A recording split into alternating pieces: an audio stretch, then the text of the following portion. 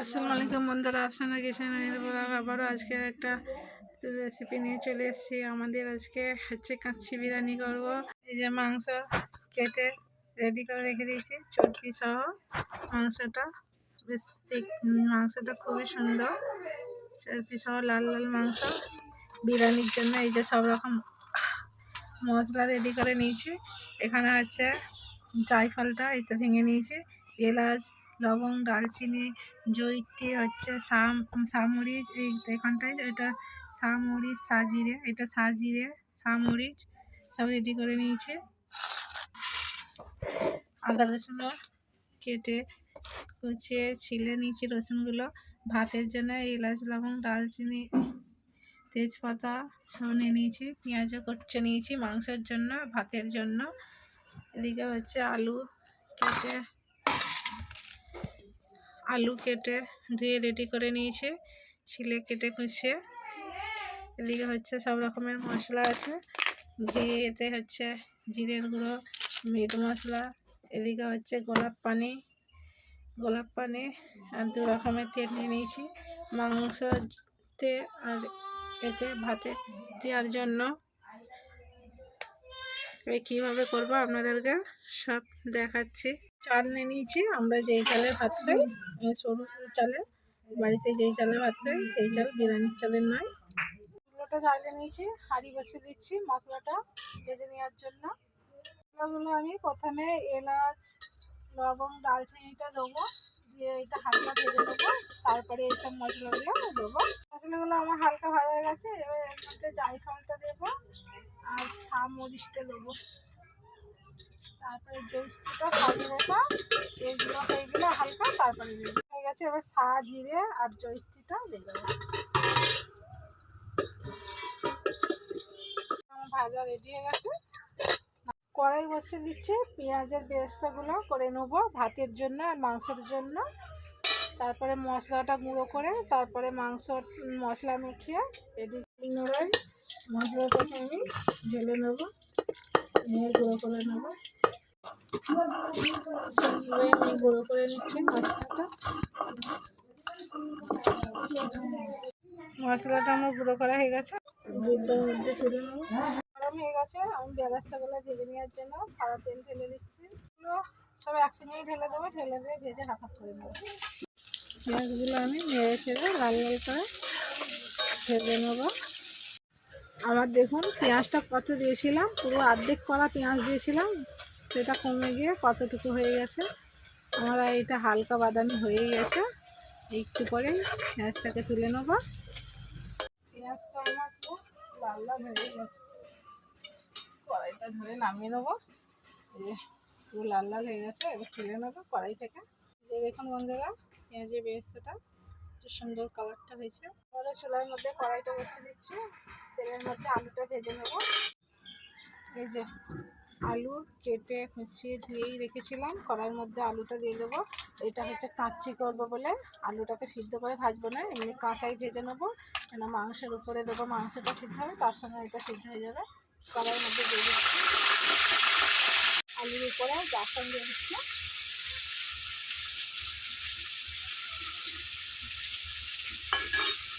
জাফরান দেওয়ার পরে ভালো করে নেড়ে চেড়ে দেবো আলুটাকে। তারপরে পরিমাণ মতো নুন দিয়ে দেবো, পরিমাণ মতো নুন দিয়ে দিচ্ছি। দেওয়ার পরে ভালো করে নেড়ে চেড়ে দেবো। আলুটাকে আমি নেড়ে চেড়ে লাল লাল করে, আমার আলুটা ভাজা হয়ে গেছে, যে পুরো লাল লাল করে ভাজা হয়ে গেছে। এবার নামিয়ে নেবো, এই ভাত বসিয়ে দেবো। ভাতের পানিটা, ভাতটা আমি 80% করবো, 20%-এর মতো বাকি রাখবো। আবার মাংসের সঙ্গে সিদ্ধ হবে তো, এর মধ্যে চালটা দিয়ে দেবো। এতে নুন, এলাচ, তেজপাতা, লবঙ্গ এগুলো দিয়ে দেবো। চাল ধুয়ে নিয়ে চলে এসেছি, ঢেলে দেবো। তেল দেওয়া হয়ে গেছে, এর মধ্যে দেবো এলাচ, লবং, তেজপাতা ভাতের মধ্যে এই যে এইগুলো পানিতে করে ধুয়ে নিয়েছি, নিয়ে ভাতে ফেলে দেবো। পরিমাণ মতো নুন দিয়ে দিচ্ছি,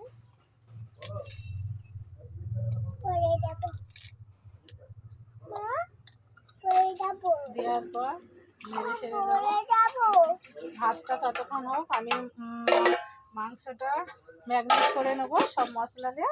আমার ছোটো মেয়ে বলছে আমাকে দেখাও দেখাও, ওকে দেখাতে হবে, ও না, ওকে দেখানো হচ্ছে না বলে ও বিরক্ত হয়ে যাচ্ছে। আমাকে দেখাও, আমাকে দেখাও। রসুনটা ধুয়ে বেটে নেবো শিলনোড়ায়।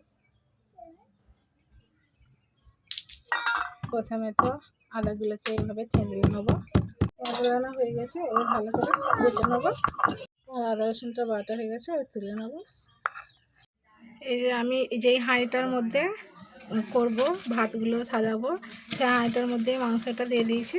কেন ছোটো জায়গা আমার নেই, এর থেকে ছোটো জায়গা এই বড় হাঁড়ির মধ্যেই করতে হচ্ছে, যাতে পাট সাজাই সেই হাঁড়ির মধ্যেই।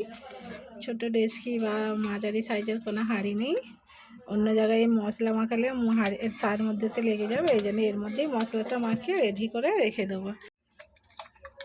প্রথমে পরিমাণ মতো নুন দিয়ে দেবো মাংসতে, তারপরে দেব পরিমাণ মতো হলুদের গুঁড়া,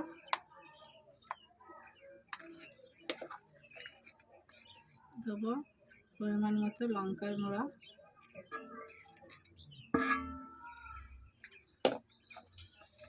দেব ধনার গুঁড়া, ধনে আর জিরে এটা একসঙ্গে আছে,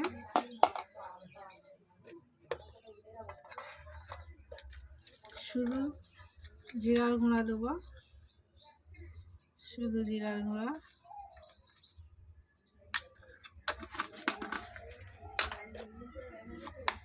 দেবো বিরিয়ানির মশলার গুঁড়া।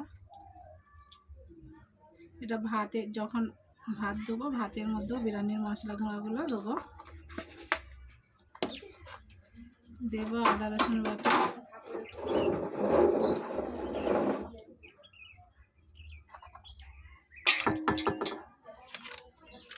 দেব মিট মশলা,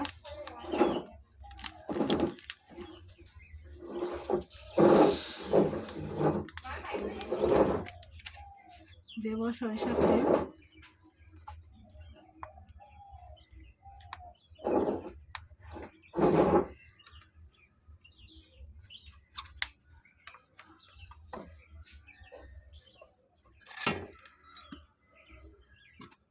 এর মধ্যে দিয়ে দিয়েছি। এটাকে ভালো করে হাত ঘষে নেবো। ঘষে নেওয়ার পর পেঁয়াজের বেরেস্তা দেবো, ধনেপাতা দেবো এর মধ্যে দিয়ে, তারপর আলুটা উপরে দেবো, তারপরে ভাতটা সাজিয়ে দেবো। এটাকে আমি ভালো করে মশলাটাকে মাংসের মধ্যে মাখিয়ে নেবো।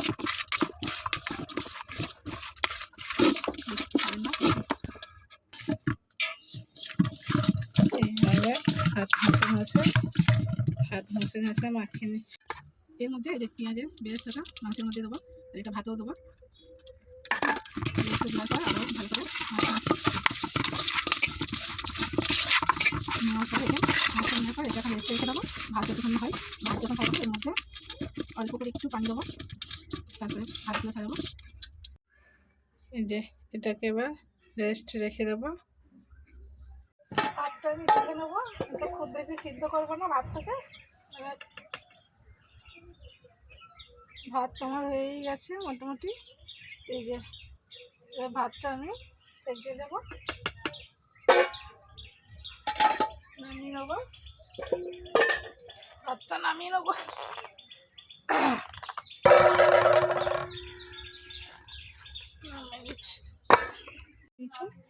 ঠিক দেওয়া হয়ে গেছে, ফ্যানটা ঝরে যাক। তারপরে এটা গোলাপ পানি আর জাফরানটা গুলে নিচ্ছি।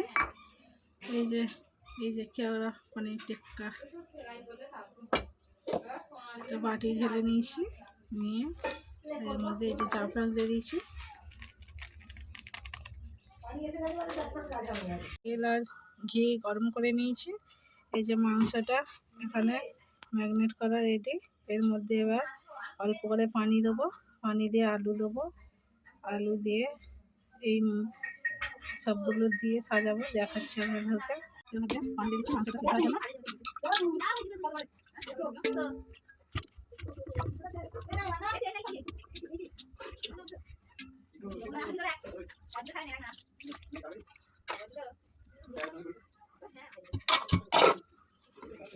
এর মধ্যে আলু ভাজাটা ঢেলে দিচ্ছি।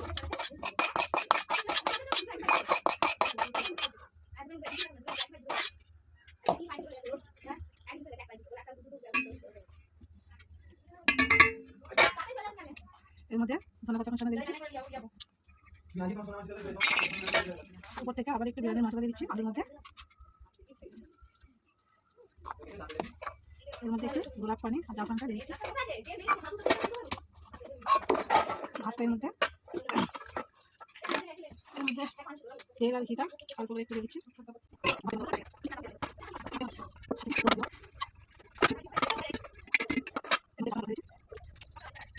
এর মধ্যে দিয়ে দিচ্ছি জাফরান আর গোলাপ পানিটা। একটু বিরিয়ানির মশলা দেবো ভাতের মধ্যে, বিরিয়ানির মশলা।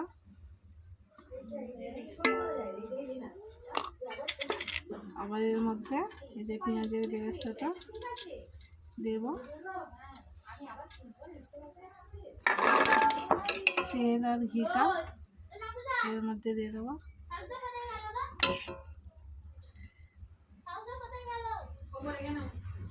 আবারও এর উপরে ভাত দিয়ে দেবো।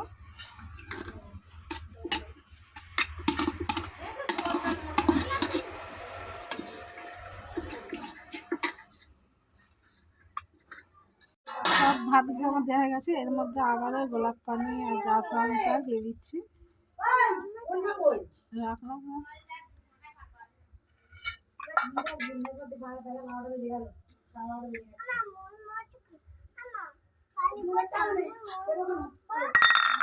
আবার এর মধ্যে এই মশলা দিয়ে দিচ্ছি।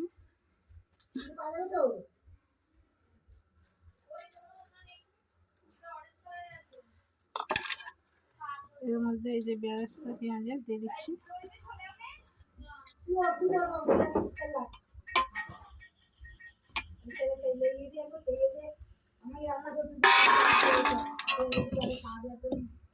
এর মধ্যে তেল আর ঘিটাও দিয়ে দিচ্ছি।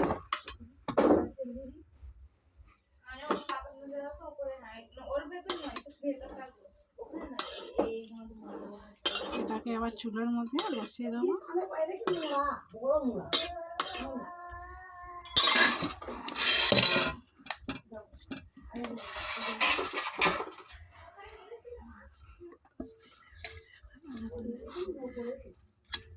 যে আমার এটা সাজানো হয়ে গেছে, এবার চুলার মধ্যে বসিয়ে দেবো। এটা আস্তে আস্তে জাল দিয়ে মাংসটাকে সিদ্ধ করে নেবো, আলুটাও সিদ্ধ করে নেবো। আমি ঢাকনা দিয়ে ঢেকে দিয়েছি। চুলোটা আমার জ্বালিয়ে নিয়েছি।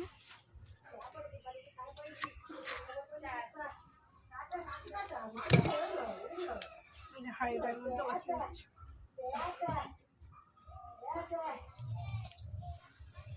আস্তে আস্তে জাল দিয়ে এটা করে নেবো। আমি চলে দেখাচ্ছি আমার পুরো বিরিয়ানিটা রেডি হয়ে গেছে। যা সুন্দর সেন্ট বার হয়েছে, একটা খুশবু। এবার আমি আপনাদেরকে বেড়ে খেয়ে দেখাবো। এবার হাঁড়িটা ঘরে নিয়ে চলে যাবো। এখানে শসা, পেঁয়াজ, কাঁচা লঙ্কা, টমেটো, ধনেপাতা, লেবু। বাবারে যেমনি সেন্ট বা তেমনি ভাব বেরোচ্ছে। দেখুন বন্ধুরা, আমি এই যে তলা থেকে বেড়ে নিচ্ছি। যা দারুণ হয়েছে। মাংসগুলো দেখতে পাচ্ছেন, আলু মাংস।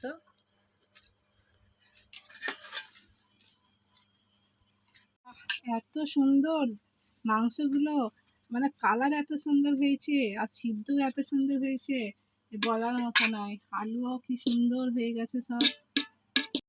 দেখুন বন্ধুরা, আমি খাওয়া বলে বেড়ে নিয়েছি। মাংসগুলো পুরো এত সিদ্ধ হয়ে গেছে, দেখতেই পাচ্ছেন হাত দিয়ে ছেড়ে যাচ্ছে। প্রচণ্ড গরম, হাত দিয়ে ছেড়ে যাচ্ছে। আলু সিদ্ধ হয়ে সব ভেঙে গেছে, গোটা আলু পাচ্ছি না বাড়তে গিয়ে। এই যে সব সিদ্ধ হয়ে ভেঙে ভেঙে যাচ্ছে। আলু এত সুন্দর সিদ্ধ হয়েছে। কাঁচা আলু আমি ভেজে নিয়েছিলাম, সিদ্ধ করিনি। আর মাংসকেও তো হাত দিয়ে পুরো ছেড়ে যাচ্ছে। আর এত সুন্দর হয়েছে রান্নার টেস্টটা কি বলবো বন্ধুরা। আমি যেইভাবে করলাম সেম টু সেম আপনারা এইভাবে বাড়িতে অবশ্যই তৈরি করে খাবেন, বা কোনো মেহমান আসলে করে খাওয়াতে পারেন। আমার ভিডিওটা প্রথম থাকতে শেষ পর্যন্ত দেখবেন, আর লাইক শেয়ার আর নোটিফিকেশন বেলটি বাজিয়ে দেবেন। আমি খেয়ে দেখাচ্ছি আপনাদেরকে।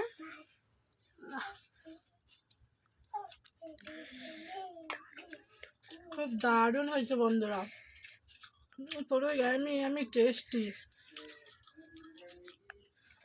মাংসের টেস্টটা এত সুন্দর লাগছে, আর আলুটারও মানে এত সুন্দর ফ্লেভার লাগছে কি বলবো।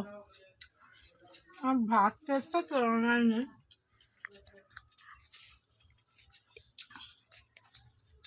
দেখুন মাংস আমাকে হাত দিয়ে পুরো ছেড়ে চলে যাচ্ছে, এত সুন্দর মাংস সিদ্ধ হয়ে গেছে। অবশ্যই আমার ভিডিওটা প্রথম থাকতে শেষ পর্যন্ত দেখবেন, স্কিপ করবেন না। লাইক শেয়ার আর নোটিফিকেশন বেলটি বাজাবেন। আজকের ভিডিও এখানকার মধ্যেই শেষ হলো, আবার নতুন ভিডিও নিয়ে হাজির হব।